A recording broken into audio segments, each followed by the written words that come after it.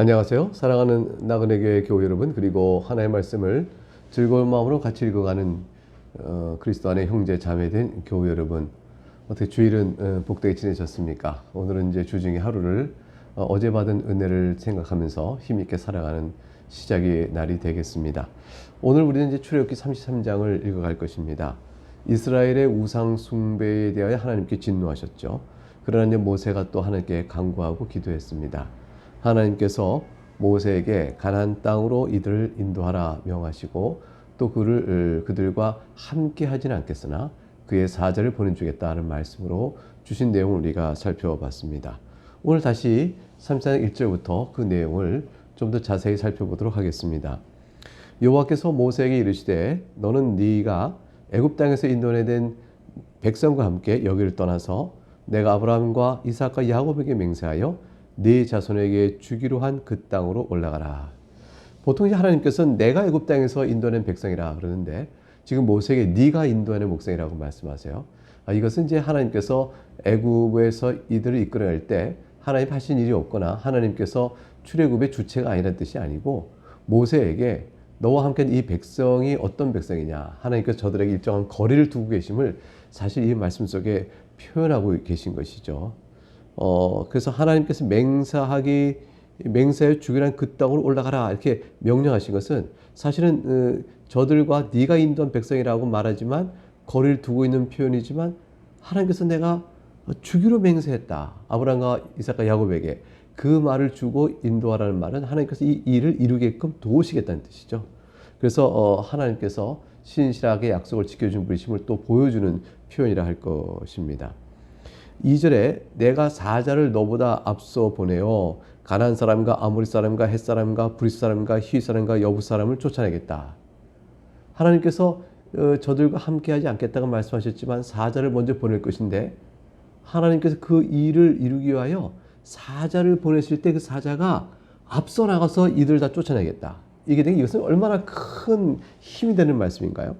3절 너희를 적과 꿀이 흐르는 땅에 이르게 하거니와 나는 너희와 함께 올라가지는 아니하리니 너희는 목이 곧은 백성인즉 내가 길에서 너희를 진멸할까 염려함이니라 하시니, 이 말씀은 얼핏 보면 하나님께서 이스라엘 백성을 멀리하고 제쳐버리는 말씀 같지만 그러나 내용을 살펴보면 굉장히 이스라엘 백성의 허물 많고 부패하고 죄 많은 것을 아시는 하나님께서 저들을 보호하시고 또 저들을 가나안 땅으로 인도하고자 하는 하나님의 긍휼이 묻어나는 가득한 그런 말씀이라 할 것입니다. 그러니까 하나님께서 직접 함께 하지 아니하고 주의 사자를 보내시다는 말씀은 저들을 버리거나 외면한다는 말씀이 아니죠. 사실 하나님께서는 가나안 땅에 이르기까지 구름 기둥과 불 기둥으로 이들 앞에서 인도하셨어요. 이건 하나님이 그들과 함께 있음을 보여주고 있는 거죠, 사실은. 다만 이들이 패역함으로 인해서 하나님의 진노로사 도중에 멸망을 당할 만큼 악한 자이므로 하나님께서 이런 일이 없도록 하나님 친히 저들과 함께 있다가는 그 경노하심을 저들에게 나타내 보이실 일이 있게 되니까 주의 사자를 보내어 인도하셔서 주의 사자가 주의 뜻을 잘 인도하는 그런 일을 하게끔 하겠다는 거죠. 이 말은 사실 부패한 이스라엘을 보호하시는 뜻이에요. 그래서 주의 사자의 인도를 받아 사실은 그냥 구름기도 불기도 하고 있으니까 하나님이 함께 계시고 있는 모습이 보입니다. 상징이. 그러나 하나님께서는 주의 사자를 보내어 저도 인도하겠다 해서 거리를 두시되 끝까지 그를 보호하시는 그 사랑을 나타내 보이는 표현이라 할 수 있습니다. 백성이 이제 이 준엄한 말씀을 듣고 슬퍼해 한 사람도 자기 몸을 단장하지 아니하니, 이건 이제 하나님께서 너희는 목이 굳은 백성이다. 내가 너희와 함께 있다가는 너희를 길에서 너희를 진멸할까 염려합니다. 이렇게 말씀하셨으니까 하나님께서 그들이 얼마나 하나님과 관계 속에 그들이 얼마나 악한가 잘못됐는가를 하나님께서 엄히 말씀하셨잖아요. 그러니까 슬퍼하고 한 사람 자기 몸을 단정하지 않았습니다. 여호와께서 모세에게 이르시기를 5절 이스라엘 자손에게 이르라 너희는 목이 곧은 백성인즉 내가 한순간이라도 너희 가운데 이르면 너희를 진멸하리니 너희는 장신구를 떼어내라. 그리하면 내가 너희에게 어떻게 할 것인지 정하겠노라 하셨습니다. 이스라엘 자손이 호렙산에서부터 그들의 장신구를 떼어내니라. 몸에 단장한 장신구를 떼어내는 것은 회개의 표시입니다. 그러니까 슬퍼하고 근심하겠다는 표시를 나타내고 있는 거죠. 그래서 하나님의 말씀을 듣고 우리가 하나님 앞에서 얼마나 악한 자인가를 깨닫고 회개하고 슬퍼하는 모습을 보였는데 하나님께서 그것을 마땅한 반응으로 요구하셨습니다. 회개는 그런 표시가 있어야 되는 것이죠. 근심하고 또 하나님 앞에서 엎드리는 그러한 일정한 표시가 있으므로 회개의 마음을 표시할 수 있는 것입니다. 이제 모세가 금송아지 사건 이후에 성막을 아직 정식으로 만들기 이전에 하나님과 만나고 하나님의 말씀을 듣기 위하여 진으로부터 좀 떨어진 곳에 장막을 하나 치며 텐트를 하나 치고 장막을 하나 치는 그런 회막이라고 하나님과 만나는 회막이라 일컫는 것을 만드는 내용이 이제 7절 이하에 나옵니다.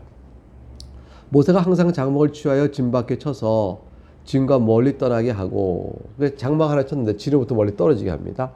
그리고 이름을 회막이라 했어요. 하나님 만나는 장소라 이런 뜻이죠. 여호와를 앙모하는 자는 다 진 바깥 회막으로 나아가며 그래서 하나님을 만나길 원하는 자들은 다 진 밖에 세우는 회막으로 이렇게 나아갔습니다. 하나님께서 그들과 함께 계시지 않다는 표시죠.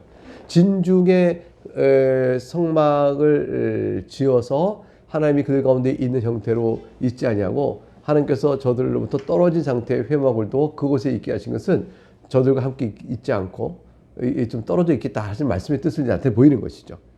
근데 아직은 이제 성막이 정식으로 만들어지기 이전이에요.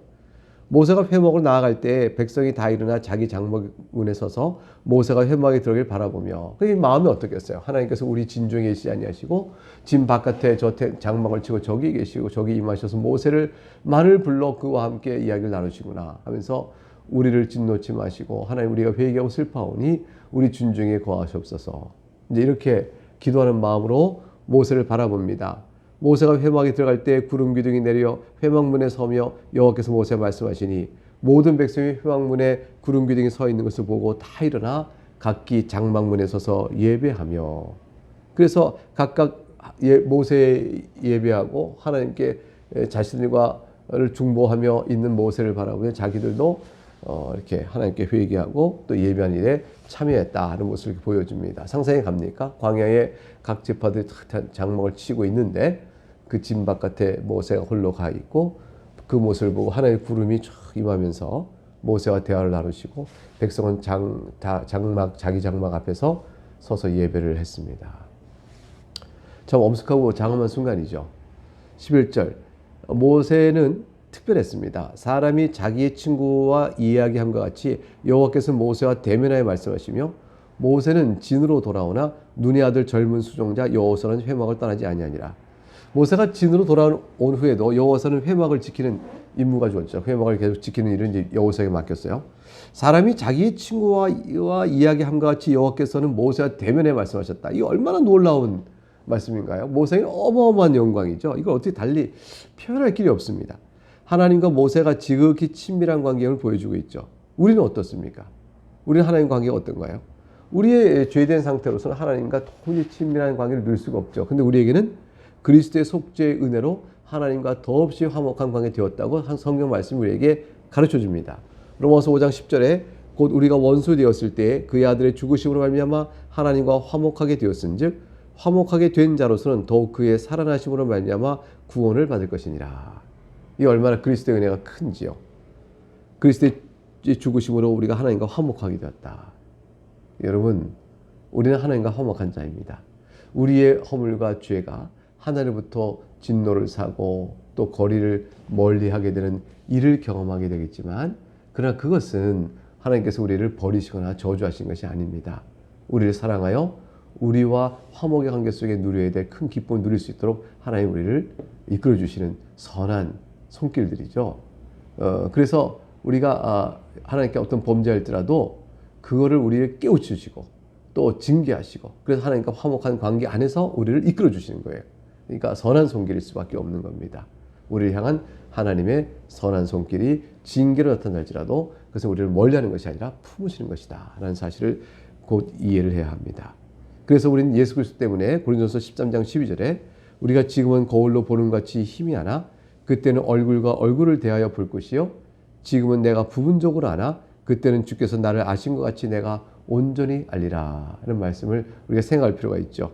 예수 그리스도로 말미암아 나타난 하나님의 영광을 우리가 그날이 되어지면 온전히 뵐 수가 있게 될 것입니다. 물론 그 하나님을 직접 뵌다는 건 불가능하죠. 그 지금도 그렇고 우리가 이제 낙원에 이르러서도 또 생활과 새 땅에서도 하나님을 직접 이렇게 눈으로 뵙는 분이 아니에요. 하나님은 무한하시고 영원하시고 거룩하시기 때문에 또 우리 가운데 내재하시나 또 초월하신 분이기 때문에 하나님을 눈으로 직접 뵐 수 있는 사람은 아무도 없습니다.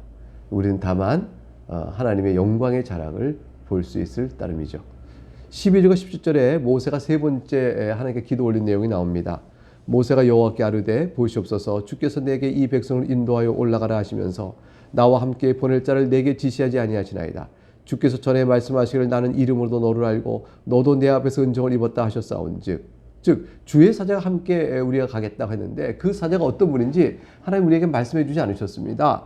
이거 우리가 참 그러니 하나님께서 우리를 목전에서 은총을 입은 자면 하나님 구체적으로 어느 분이 어떻게 함으로 우리가 따라갈 수 있는지를 말씀해 주셔야 되지 않겠습니까? 이런 말씀이에요. 그래서 내가 13절 참으로 주의 목전에 은총을 입었사오면 원하건대 주의 길을 내게 보이사 내게 주를 알리시고 나로 주의 목전에 은총을 입게 하시며 이 족속을 주의 백성 여기소서. 하나님 아버지 주의 사자가 누구신지 알리시옵소서. 이 족속을 주의 백성을 여기실진데 주의 사자를 알려주심으로 주께서 인도하신 길이 어떤 건지 우리로 하여금 알게 하여 주시옵소서. 이런 뜻이죠. 이거 백성이 이제 근심하며 하나님의 말씀의 약속을 믿지만 그러나 주의 사자는 어떤 분이며 하나님의 길을 어떻게 우리가 가겠다는 것인지 주여 저에게 이 백성을 인도하라 하시니 보여주시길 바랍니다 하고 간절히 간청하는 겁니다. 14절 여호와께서 이르시되 그 대답을 이렇게 주세요. 내가 친히 가리라. 내가 너를 쉬게 하리라. 모세야 네가 염려하지 마라. 네가 이 백성을 이끌어간다고 염려하지 마라. 내가 나의 사자를 보낼 것이지만 내가 친히 가는 것이라 이렇게 했어요. 여기서 이제 사자와 친히란 말이 이게 서로 딱 만나게 되는 것이죠. 근데 이 친이라는 말이 히브리어 원의 뜻은 나의 얼굴이 가리라 이런 뜻이에요. 그러니까 여호와께 이르시되 내가 친히 가리라 이 말은 여호와께 이르시되 내가 나의 얼굴이 갈 것이다 이 뜻이에요. 그러니까 하나님의 얼굴이 간다는 것은 뭐죠? 여호와의 사자가 곧 하나님이심을 말하는 것이죠. 즉 주의 사자의 신분이 하나님이시라는 놀라운 말씀을 우리에게 주고 계신 것이죠. 그래서 이 여호와의 사자는 곧 예수 그리스도를 나타낸 말씀을 우리가 이렇게 해석할 수가 있는 것입니다. 15절 모세가 여호와께 아뢰되 주께서 친히 가지 아니하시려거든 우리를 이곳에서 올려보내지 마옵소서. 하나님께서 진중에 우리와 함께 하지 않겠다 하셨다 할지라도 보내시는 여호와의 사자가 바로 하나님이시요 하나님이 그를 통하여 우리와 함께 계시는 일이 아니면 우리를 이곳에 올려보내지 마옵소서. 한 발짝도 주의 도우시 없으면 못 갈 자요니 여호와의 사자 곧 주의 얼굴을 우리에게 보내주옵소서.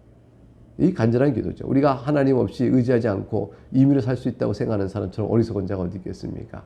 주님의 아름다운 교회도 하나님의 도우심이 없어 한 발짝도 움직이지 못하는 것이고 성도의 인생 속에서도 또한 주의 도우심이 없으면 한 발짝 우리가 어떻게 내딛어 나갈 수가 있겠습니까? 하나님께 엎드려 기도하며 연약할 때나 강할 때나 오직 그리스도께서 내 안에서 강해지를 바라며 주의 도우심을 구해야겠죠. 16절 나와 주의 백성이 주의 목전에 은총 입은 줄을 무엇을 알리까? 주께서 우리와 함께 행하심으로 나와 주의 백성을 천하 만민 중에 구별하심이 아니니까.